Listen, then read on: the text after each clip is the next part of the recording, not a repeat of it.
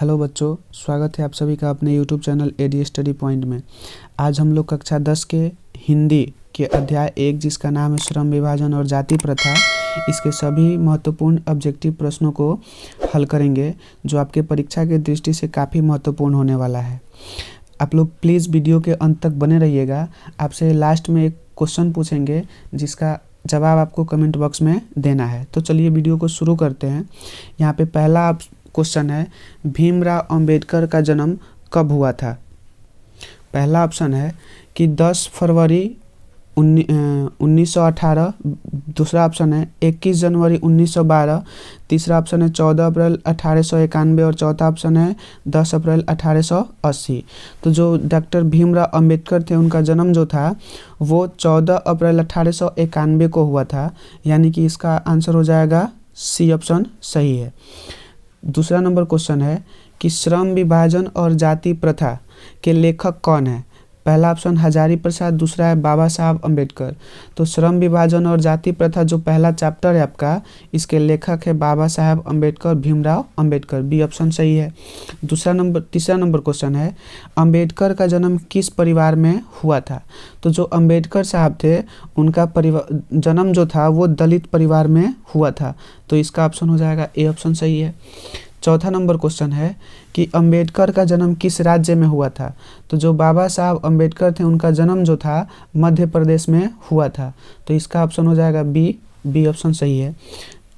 5 number question है कि अंबेडकर के चिंतन व रचनात्मकता के मुख्यतः कितने प्रेरक व्यक्ति रहे? यानी कि अंबेडकर जो थे वो चिंतन व रचनात्मकता जो थे मुख्यतः कितने लोगों से प्रेरित हुए थे? तो अंबेडकर साहब जो थे वो 3 लोगों से प्रेरित हुए थे। कौन कौन? तो बुद्ध, कबीर और ज्योतिबा फुले, यानी कि गौतम बुद्ध, कबीरदास और ज्योतिबा फुले जो थे इनसे प्रेरित हुए थे। कौन? अंबेडकर साहब। 6 नंबर क्वेश्चन है, अंबेडकर साहब का निधन कब हुआ? तो अंबेडकर साहब जो थे इनका निधन दिसंबर 1956 ईस्वी को हो गया, तो इसका ऑप्शन सी सही है। 7 नंबर क्वेश्चन जो है 7 नंबर कि जाति प्रथा किस प्रकार का श्रम विभाजन है? तो जाति प्रथा जो है वो पहला ऑप्शन देखिए यहाँ पे अस्वाभाविक, दूसरा प्राकृतिक, तीसरा स्वाभाविक और चौथा संवैधानिक। तो जाति प्रथा जो है अस्वाभाविक विभाजन है, जाति प्रथा अस्वाभाविक विभाजन है।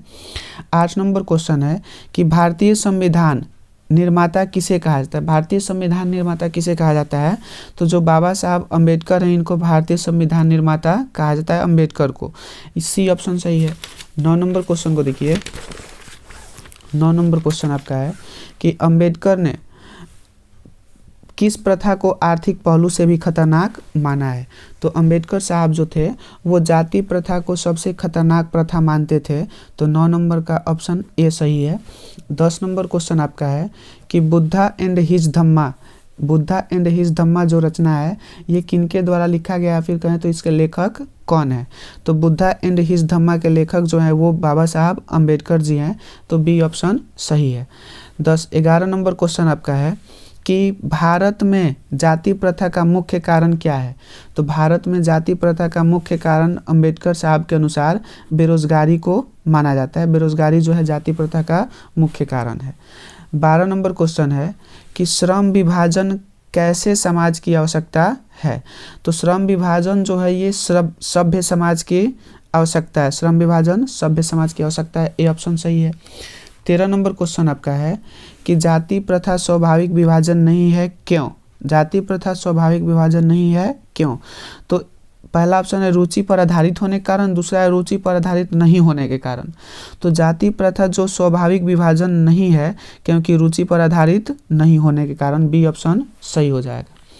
14 नंबर आपका क्वेश्चन है कि जाति प्रथा श्रम विभाजन के साथ साथ किसका रूप ले लिया है? तो जाति प्रथा जो है ये श्रम विभाजन के साथ साथ श्रमिक विभाजन का भी रूप ले लिया है, तो इसका ऑप्शन हो जाएगा सी ऑप्शन सही है। 15 नंबर क्वेश्चन है आदर्श समाज स्वतंत्रता, समानता तथा भ्रातृत्व पर आधारित होगा, ये किसने कहा था? यानी किसने कहा कि आदर्श समाज, अच्छा समाज स्वतंत्रता, समानता, भ्रातृत्व पर आधारित होगा? तो इसको कहा था अंबेडकर साहब ने, तो इसका ऑप्शन हो जाएगा बी आंसर सही है। 16 नंबर क्वेश्चन को देखिए। 16 नंबर क्वेश्चन कह रहा है कि सभ्य समाज की आवश्यकता क्या है। तो सभ्य समाज जो है उसकी आवश्यकता, पहला ऑप्शन है जाति प्रथा, दूसरा है श्रम विभाजन। अभी बताया कि सभ्य समाज की आवश्यकता जो है वो श्रम विभाजन है, श्रम विभाजन की आवश्यकता सभ्य समाज को है। 17 नंबर क्वेश्चन है भाईचारे का दूसरा नाम क्या है। तो भाईचारा का जो दूसरा नाम है वो लोकतंत्र है, यानी कि लोकतंत्र में लोगों का राज होता है, तो इसमें ये भाईचारे का दूसरा नाम माना गया है इसको। 18 नंबर क्वेश्चन आपका है कि श्रम विभाजन और जाति प्रथा गद्य की कौन सी विद्या है। यानी कि जो श्रम विभाजन और जाति प्रथा अंबेडकर साहब द्वारा लिखा गया है ये कौन सी विद्या है। पहला ऑप्शन है कहानी, दूसरा भाषण, तीसरा निबंध। तो श्रम विभाजन और जाति प्रथा जो है वो एक प्रकार का निबंध है। 19 नंबर क्वेश्चन है अंबेडकर के अनुसार भाईचारे का वास्तविक रूप क्या है। पहला शहद की तरह, दूसरा दूध पानी के मिश्रण की तरह, तीसरा शक्कर पानी के मिश्रण की तरह, चौथा जो है ऑप्शन सभी। तो अंबेडकर का मानना था कि अगर आपके अंदर भाईचारा है तो जिस प्रकार दूध और पानी आपस में मिलने के बाद उसमें आप नहीं बता सकते हैं कि दूध कौन है पानी कौन है, या फिर कितना दूध कितना पानी है, तो उस तरह का भाईचारा होना चाहिए, यानी कि दूध पानी के मिश्रण की तरह होना चाहिए कि उसको कोई अलग कर ना सके। 20 नंबर क्वेश्चन है अंबेडकर के अनुसार आदर्श समाज किस पर आधारित होना चाहिए। पहला कह रहा है कि समानता पर यानी समता पर, दूसरा बंधुत्व पर, तीसरा स्वतंत्रता पर, और इसमें कह रहा है सभी सही है। तो अंबेडकर के अनुसार आदर्श समाज समता, बंधुत्व और स्वतंत्रता सभी पर आधारित होना चाहिए, इसलिए इसका डी ऑप्शन सही है। 21 नंबर जो क्वेश्चन है कह रहा है कि अंबेडकर ने बेरोजगारी का प्रमुख कारण किसे माना है। तो अंबेडकर साहब के अनुसार बेरोजगारी का जो प्रमुख कारण है वो जाति प्रथा है, जाति प्रथा को बेरोजगारी का प्रमुख कारण माना है, 21 का बी ऑप्शन सही है। 22 नंबर क्वेश्चन है the caste in India their mechanism. ये जो रचना है ये किनकी रचना है, किनके द्वारा लिखा गया है। तो the caste in India their mechanism ये अंबेडकर साहब द्वारा लिखा गया है, 22 का डी ऑप्शन सही है। 23 नंबर क्वेश्चन आपका है कि श्रम विभाजन और जाति प्रथा किस रचना से लिया गया है, यानी कि श्रम विभाजन और जाति प्रथा किस रचना से इसको संकलित किया गया है।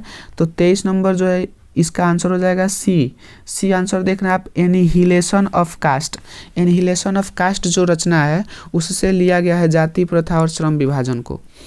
24 नंबर क्वेश्चन देखिए आपका। 24 नंबर कह रहा है यहाँ पे कि श्रम विभाजन और जाति प्रथा किनके द्वारा हिंदी में रूपांतरित किया गया है। यानी कि श्रम विभाजन और जाति प्रथा लिखे तो अंबेडकर साहब हैं, लेकिन हिंदी रूपांतरण किनके द्वारा किया गया है। तो ये ललई सिंह द्वारा, ललई सिंह जो थे ये इसको हिंदी रूपांतरण किए हैं। 25 नंबर क्वेश्चन है विडंबना का अर्थ क्या है। तो विडंबना का जो अर्थ होता है वो उपहास होता है, उपहास। विडंबना का अर्थ क्या है, उपहास। 26 नंबर क्वेश्चन आपका है अंबेडकर ने किस पत्रिका का संपादन किया, यानी कि अंबेडकर साहब किस पत्रिका को प्रतिपादित किए यानी कि संपादन किए। तो 26 नंबर का पहला ऑप्शन आपका है उज्जवल भारत, दूसरा है उड़ता भारत, तीसरा है बहिष्कृत भारत और चौथा है परस्कृत भारत। तो अंबेडकर साहब की जो पत्रिका थी इसका आंसर हो जाएगा बहिष्कृत भारत। अंबेडकर साहब ने बहिष्कृत भारत पत्रिका का संपादन किया। 27 नंबर क्वेश्चन अंबेडकर के पिता का क्या नाम था। तो जो अंबेडकर साहब थे उनके पिता का नाम रामजी सकपाल था, रामजी सकपाल, बी ऑप्शन सही है। 28 नंबर क्वेश्चन है अंबेडकर के माता का नाम क्या था। तो जो अंबेडकर साहब हैं इनके माता का नाम जो था वो भीमाबाई था, भीमाबाई। पहला ऑप्शन है रानीबाई, दूसरा कुंतीबाई, तीसरा शीलाबाई और चौथा भीमाबाई। तो उनके माता का नाम था भीमाबाई। 29 नंबर क्वेश्चन है आर्थिक पहलू से भी जाति प्रथा क्या है, डैश है।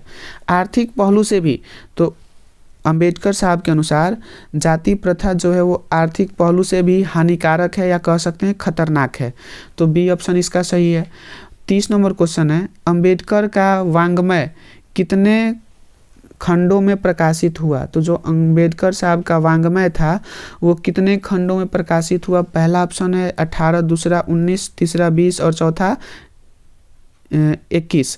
तो डी ऑप्शन यानी कि अंबेडकर साहब का जो वाङ्मय था वो 21 खंडों में प्रकाशित हुआ। 31 नंबर क्वेश्चन आपके लिए है क्वेश्चन यहाँ पे है कि किनके प्रोत्साहन पर अंबेडकर साहब उच्चतर शिक्षा के लिए न्यूयॉर्क यानी कि अमेरिका गए, यानी किनके प्रोत्साहन देने पर अंबेडकर साहब जो थे अपने हाई शिक्षा के लिए, उच्चतर शिक्षा के लिए अमेरिका पढ़ने गए, न्यूयॉर्क गए।